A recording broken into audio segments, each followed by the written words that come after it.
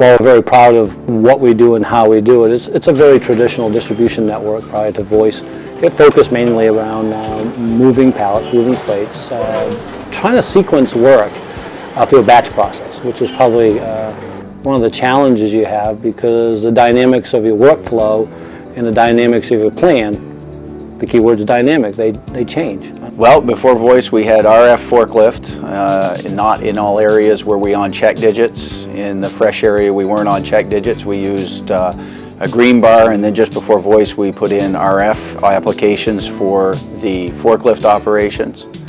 We followed up with selectors based on QCs from assignments they performed on paper, which was a paper tear tag that they would take off a sheet, put onto each case they selected, and then put the case on the pallet. So we felt we had pretty good backgrounds. We went looking at what are the other solutions, and voice was the intriguing one. We looked at the industry, we looked at the providers of that, and hands down, in the food retailing, food distribution market, Vocolec is the player. Voice we looked at 2 or 3 different times, and 3 years ago we finally decided to take the plunge and implement voice. We were ready for it then. The first is the dynamics of the technology and its ability to interface with the warehouse management systems. The second was selector acceptance.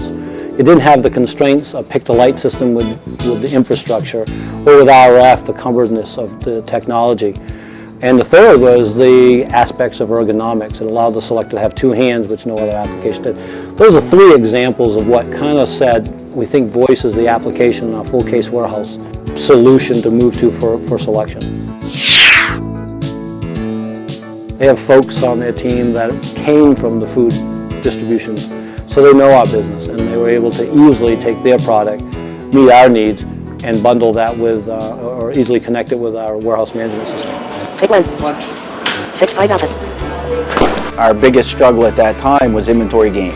Our biggest measurement that we looked at every year, besides the cost per case and our productivity, was our inventory gain. What should have been at retail and was still inside our facility. They wanted to decrease our inventory gain, and they told us that most sites got 75% reduction.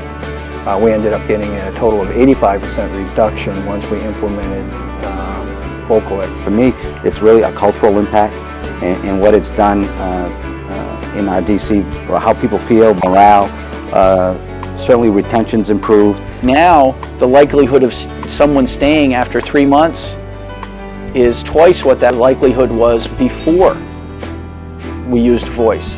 You know, you go out and you hand someone a bonus check for incentive after 3 months versus going out to talk to someone who's on paper and saying, why aren't you going faster?